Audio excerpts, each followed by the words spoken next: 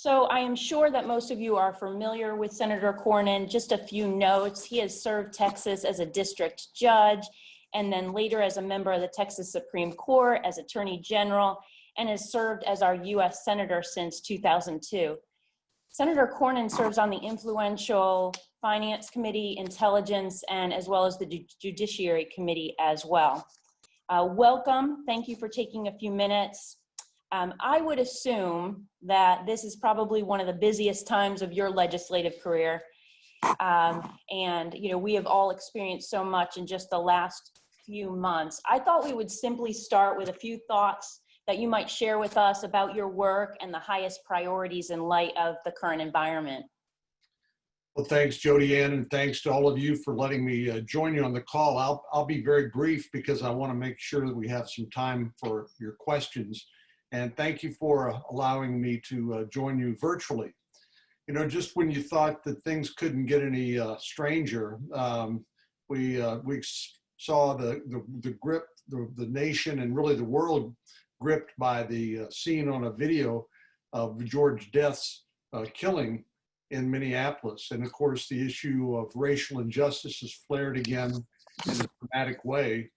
And for myself, and I think a number of my colleagues in the Senate, we've been listening to Senator Tim Scott, who has described something that most of us have not experienced. And he said, being an African-American, he said he has experienced this driving while black and being stopped by police officers, including Capitol Police, as sitting United States Senator, just because they are of heightened suspicion of anybody with a different skin color. So I think this has raised all of our awareness of our need to have this national conversation and reconciliation. And this last week, we attempted to start the legislative process of providing more reform, accountability, and transparency when it comes to law enforcement. And unfortunately, it was derailed by election year politics, at least temporarily. And I hope we'll be able to get back on that soon. In the meantime, I'm always glad to see organizations like the Texas Society of CPAs for establishing a diversity and inclusion task force and joining other industry leaders like AT&T and American Airlines on the CEO Action Pledge. I know we all have more work to do. COVID-19, though, has, of course, turned us all on our head and locked us up in our houses and kept us separated from the people we love and our work and entertainment and all those things. And we continue to deal with not only the public health crisis, but the economic consequences of that as well. As you know, this morning, Governor Abbott announced some additional measures to try to mitigate the spread of the virus, which has affected primarily people between the age of 20 and 59. There's a big bump in the number of cases, and perhaps it's everybody's let their guard down a little bit too early. But we still have to learn how to live with the virus until we can get a vaccine, hopefully later this year.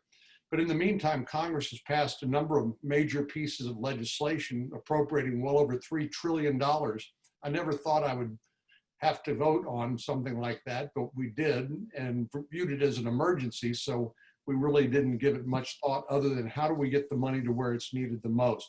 So whether it's money to shore up our hospitals for personal protective equipment, to provide direct assistance to individuals who through no fault of their own lost their employment and lost their income, expanding unemployment insurance benefits or the like, we were doing everything we could to send a very immediate lifeline to those who, again, through no fault of their own, had no income. But we also wanted to make sure the businesses that employed those individuals would still be around when we came out on the other side of the virus. And so the Paycheck Protection Program, though while not perfect, did seem to provide some relief, low interest loans that could be converted into grants. And it was extremely popular, $350 billion originally funding it. Then we had to add another $320 billion of it. Texas has received more than $450 billion across more than 372,000 individual loans. So, and I know many of you work to advise your clients on how best to utilize this PPP funding and comply with the program's requirements. As you know, the guidance was a work in progress, and so sometimes it was hard to keep track at any moment in time of exactly what the rules were. But fortunately, we were able to recently pass a bipartisan bill to clarify that small business expenses paid by a forgiven PPP loan remain deductible. So thank you for your support of this legislation. And I'll do all I can to get this on the president's desk, either as a standalone bill or attached to a larger bill. I do believe we're going to take up at least one more coronavirus response bill in July. In the meantime, we are looking to see what works and what does not, and try to reprogram money that can be more effectively spent to try to keep our economy going as we gradually and hopefully safely reopen. One last thing that I'll mention is that we will make sure that there will be some liability protections in that bill. That's something Senator McConnell, our majority leader, has said is a red line. And obviously a lot of uncertainty for businesses as they reopen. And we don't want this to be just another reason why they either decide to throw in the towel or don't reopen consistent with all the appropriate protocols. So we'll be including that liability protection, which will not be blanket immunity, but will provide a safe harbor for those who in good faith have followed guidelines at the federal, state, and local level. So let me turn it back over to Jodi Ann, and I'm happy to respond to some questions. Thank you so much for those comments. Two things, I just want to dig into some of the details a little bit with you if you don't mind, but I'll just say on the diversity point, thank you for your comments there. We're very pleased to be participating in CEO Action. A lot of that work was spearheaded and continues to be spearheaded by PwC, and we'll be inviting our firms and our companies to participate in that with us if they'd like, and providing more information. And we're very appreciative of our diversity and inclusion leaders who are helping us, because we know it's so important that we do our part and that we also make the society as inclusive as possible. With regard to some of the things that you talked about, and of course, as you mentioned, the pandemic upending every aspect of our lives and taking a sharp blow to the economy, it was evident and historic, the action that Congress took and how quickly those actions were taken to provide relief to businesses and taxpayers. Can you just back up for a minute and talk about what objectives you were trying to accomplish with the initial federal relief bills that were passed, and have they met your expectations to date? Well, we knew we were in the midst of an emergency, and we knew that we had to act quickly. And sometimes when you act quickly, you make mistakes. And certainly there were some things that we did that we needed to correct, and there's still others that we need to clarify. For example, the deductibility of forgiven PPP loans, which, as I said, I think I glossed over this a little bit. Obviously, we still need to get this through the Congress and to the president's desk, either as a standalone or part of a larger package. But really, to my mind, we tried to do three things at once. We tried to make direct payments to individuals who had no income and who were locked in their home in accordance with the guidance from the Center for Disease Control and government officials to try to mitigate the spread. We also tried to back that up with enhanced unemployment insurance benefits. And this is one area where we found out we did make a mistake because we actually added a $600 a week benefit from the federal government. And some people, we found out, in some wage brackets were actually making more money not to work than to work. So that expires in July, and we're not going to do that again. And then the PPP program is, as I said, been a work in progress, but by and large, it seems like it's been pretty successful, at least it's been popular.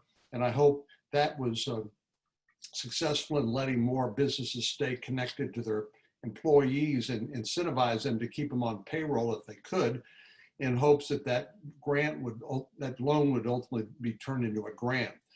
The largest piece that really was raised questions in my mind about was something called the Main Street Lending Facility through the Federal Reserve. And this has taken a while for the Treasury Department to come up with the guidance. for that program. But unlike the PPP program, the Federal Reserve, they can't forgive these loans, and so they have to be based on real collateral and ability to repay, albeit under very flexible circumstances. We appropriated about $500 billion for that, and also that included a chunk for the airlines.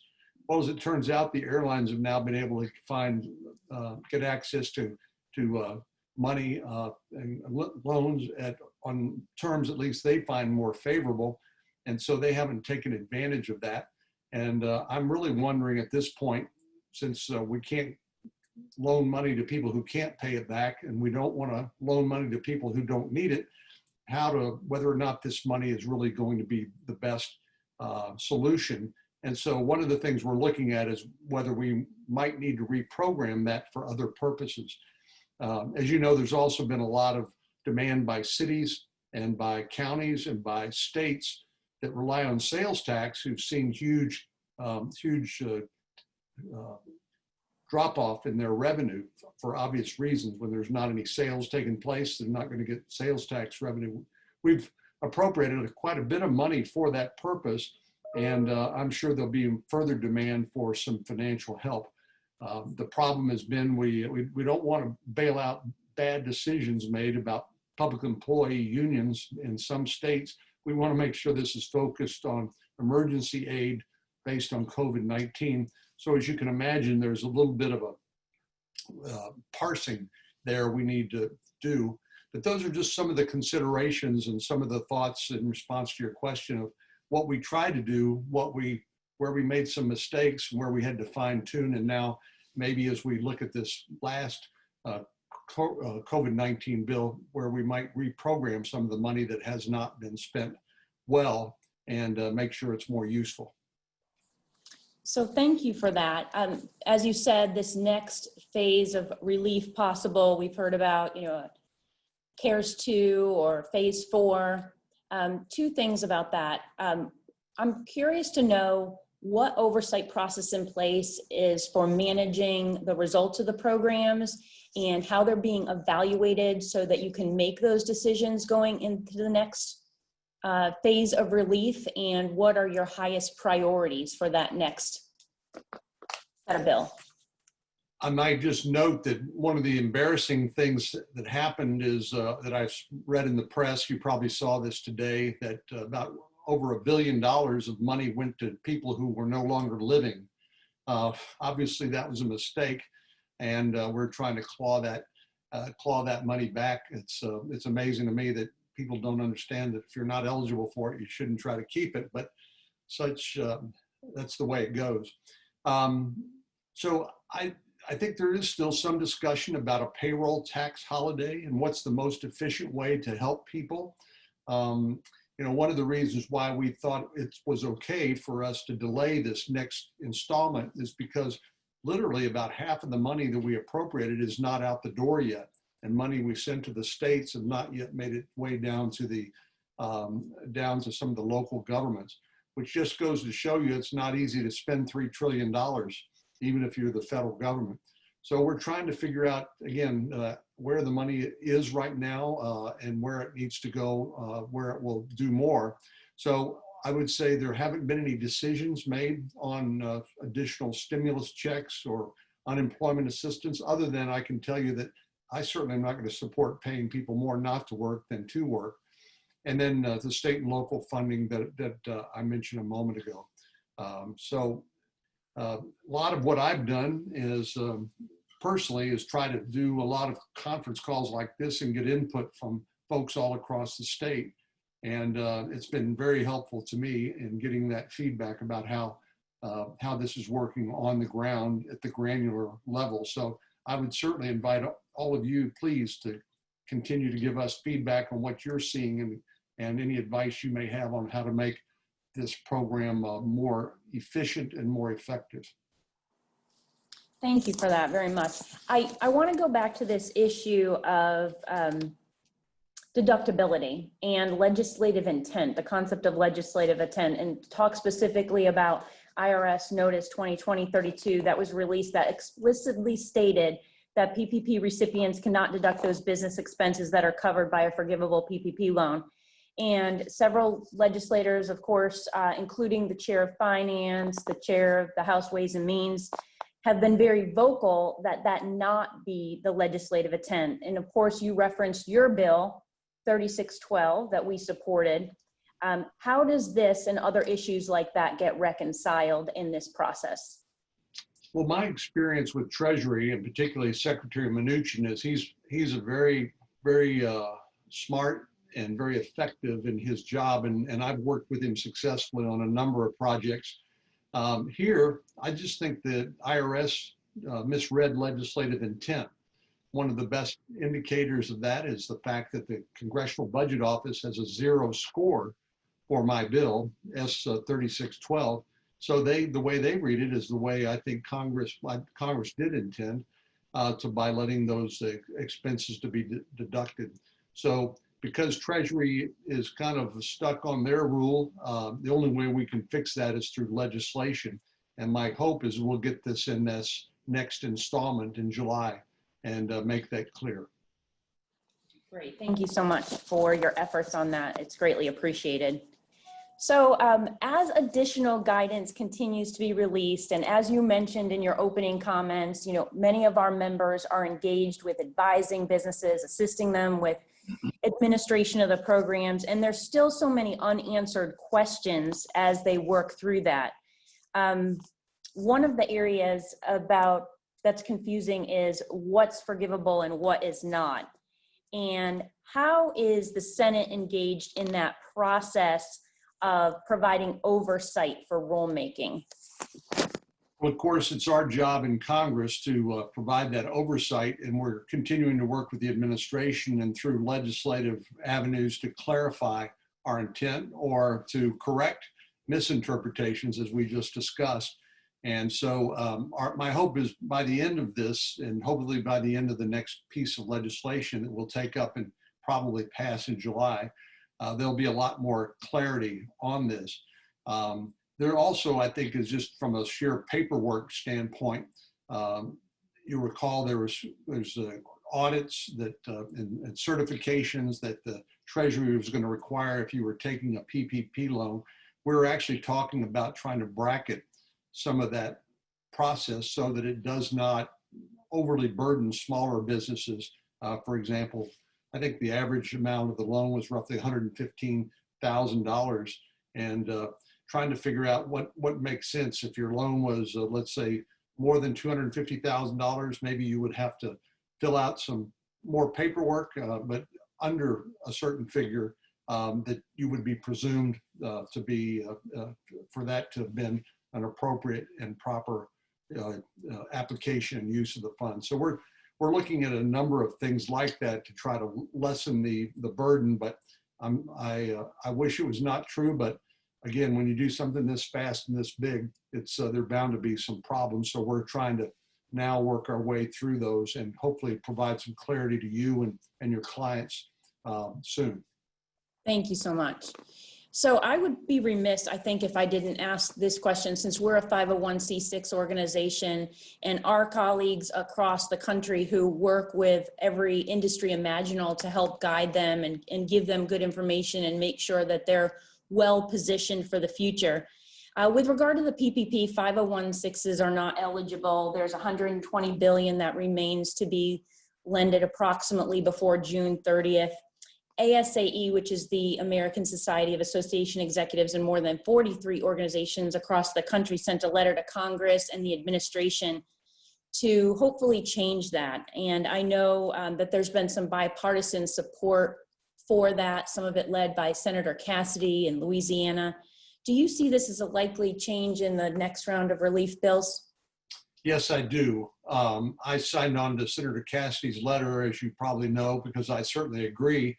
And this has been part of the feedback that I've gotten in video conferences like this from chambers and others, whether it's nursing professional organizations, CPA societies, state restaurant associations. All of these have said, why did you narrowly do the 501c3s and not include C6s? I think as I understand the rationale, part of it was not to sort of open it up to more controversial uh, um, enterprises that would create obstacles for us to actually get this done. But now that we've seen what's happened and gotten the kind of feedback like we are getting from you and others, I expect we will fix that in the next bill. Thank you so much.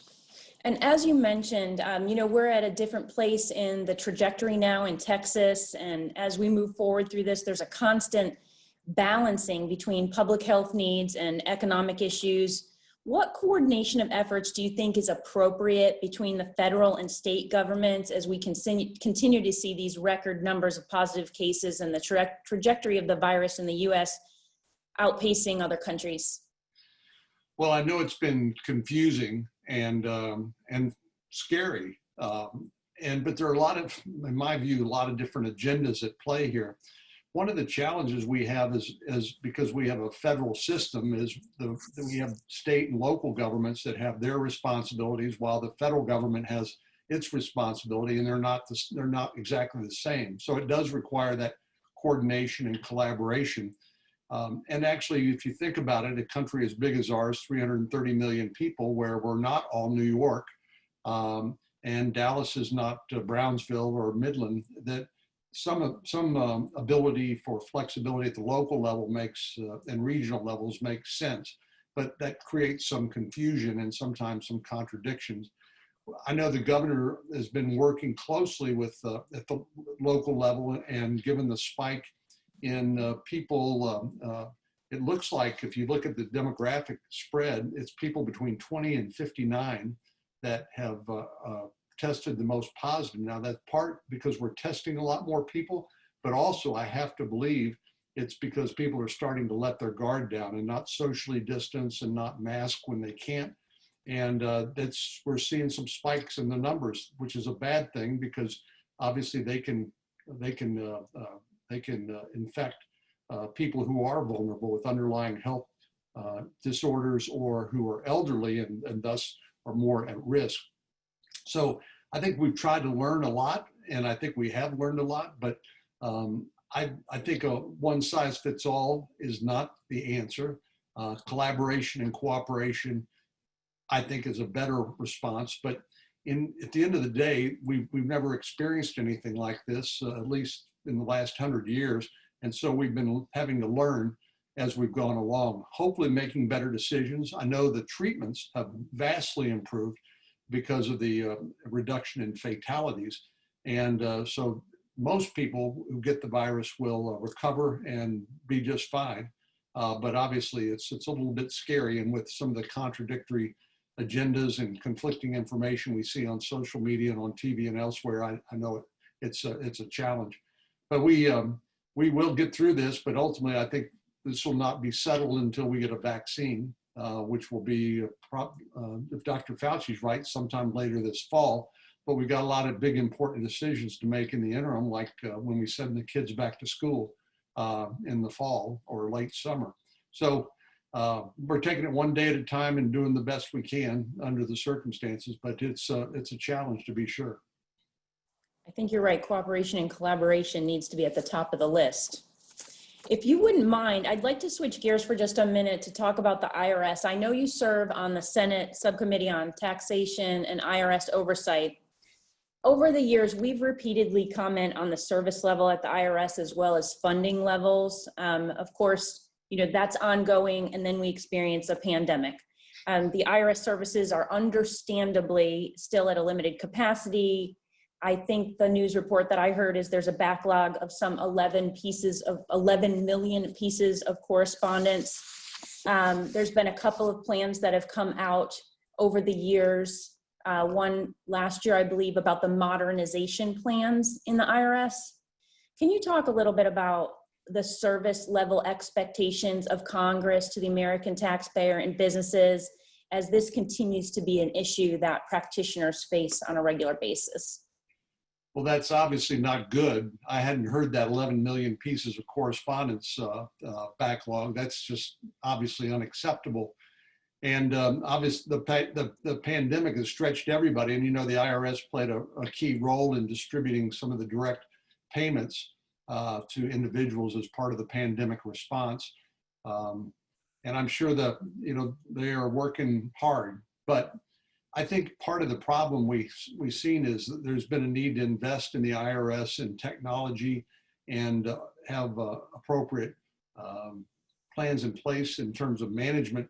It got kind of bogged down in politics. You may remember the lowest learners and things like that, which one of the ways Congress tried to address that, and for better or for worse, is not providing them with adequate funding. I think in retrospect, there hopefully would have been a more surgical way to deal with that rather than the broad hatchet approach.